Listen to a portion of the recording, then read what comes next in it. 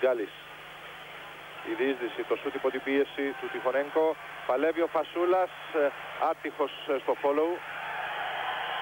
Αλλά θα κλέψει τώρα ο Γκάλης.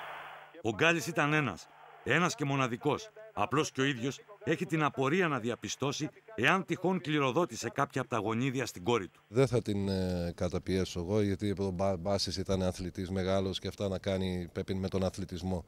Το παιδί πρέπει ελεύθερα να σκεφτεί τι θέλει να την βάλω σε σωστό δρόμο. Από εκεί και μετά την απόφαση όμως θα την πάρει η ίδια. Βέβαια έχει αθλητικό σώμα, μοιάζει πάρα πολύ. Έχει πλάτες, έχει και στο πρόσωπο ίδια ενάντια της.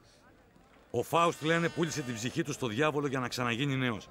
Ο Νίκος πάντως φαίνεται να τον έχει ξεπεράσει αυτόν τον διάβολο, αν και μερικές φορές νιώθει πως ένα τόσο μικρό διαβολάκι του τριβελίζει το μυαλό. Η ημέρα του αγώνα ήταν γιορτή. Γιατί η προπόνηση είναι καλή και χρειάζεται, αλλά όταν γεμίζει το γήπεδο και πρέπει να δείξεις τι ξέρεις, να δώσεις εξετάσεις μπροστά στον κόσμο, αυτό ήταν για μένα το μεγαλύτερο πράγμα.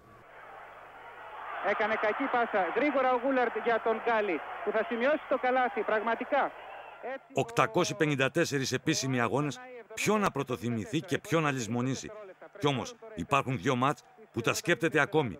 Το ένα μάλιστα θα ήθελε να το ξαναπαίξει. Παίζαμε την πρωταθλήτρια Ευρώπης και την πήραμε εδώ μέσα με 30 τόσους πόντους. Μετά πήγαμε εκεί και δεν τα πήγαμε καλά. Πάντα πίστευα ότι έγινε κάποια σφαγή. Δεν περνούσαμε το κέντρο.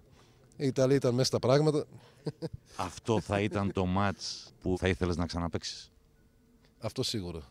Σίγουρα θα το κάναμε αλλιώς, εγώ πιστεύω.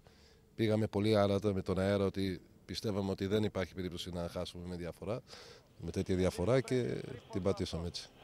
Rebound ο Γιαννάκης, ακόμα 3 δευτερόλεπτα, πετάει την μπάλα. Το παιχνίδι τελειώνει.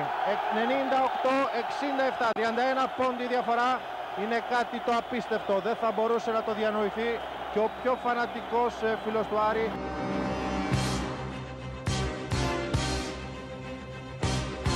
Αν δεν υπήρχε ο Νίκος ο Γκάλης, νομίζω τα πράγματα θα ήταν διαφορετικά. Δεν θα έχει τον μπάσκετ τέτοια άνοδο και ούτε θα μπορούσε να έχει τέτοια επιτυχία.